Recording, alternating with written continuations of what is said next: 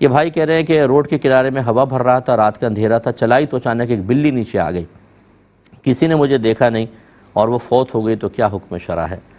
دیکھیں، چونکہ نادانستہ طور پہ آپ نے گاڑی اس پہ چڑھائی ہے اور آپ کو ادراک نہیں تھا، بالکل آپ کوئی گناہ گار نہیں ہوں گے۔ اگر کسی نے نہیں دیکھا تو ٹھیک ہے، لیکن اگر کوئی دیکھ بھی لیتا تب بھی آپ گناہ گار نہیں تھے، آپ نے کوئی جان بوجھ کے کوئی اس کو مارا ہے۔ ہاں، اگر جان بوجھ کے اس پہ چڑھا دیتے تو پھر یہ بہت بڑا وبال ہو سکتا تھا آخرت کا، کیونکہ جانور سے آپ اگر وہ تڑپ رہا ہے تو معافی نہیں مانگ سکتے کہ چلو مرتے ہوئے آدمی سے معافی مانگ سکتے ہیں آدمی، اور بروز قیامت اگر جانور کو سامنے کھڑا کیا جائے گا جس پر آپ نے ظلم کیا ہے، تو ایسا تو ہو نہیں سکتا کہ آپ کی نیکیاں نکال کے اس کو دے دی جائیں، وہ تو بیچارہ نیکی کا اہل ہی نہیں ہے، نہ اس کے گناہ ہے کہ وہ آپ کے نام عمل میں ڈال کے نجات کا ذریعہ بن جائے۔ یعنی اب یہ صرف مشیت الہی پر موقوف ہوگا، اللہ چاہے گا تو بخشے گا اور چاہے گا تو عذاب دے گا۔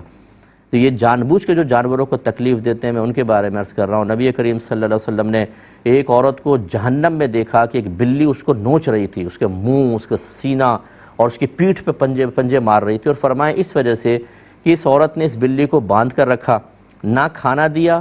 اور نہ اس کو آزاد چھوڑا کہ یہ چوہے وغیرہ کھا کے خود گزارا کر لیتی، حتیٰ کہ یہ اسی طرح مر گئی۔ اب اللہ تعالیٰ نے اس بلی کو ہی اس پر مسلط کر دیا ہے جو اس کو تکلیف پہنچا رہی ہے، یعنی جہنم کا عذاب سرکار کو نماز کے دوران دکھایا ہے، نماز پڑھ رہے تھے سرکار، اس دوران آپ نے دیکھا اور آپ نے یہ بیان فرمایا بخاری کی روایت کے مطابق۔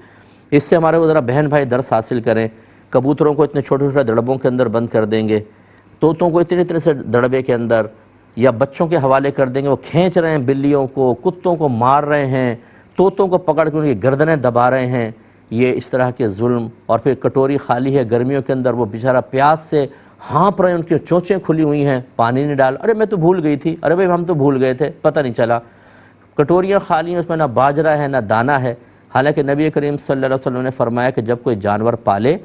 تو دن میں اسے 70 بار دانہ پانی دکھائے۔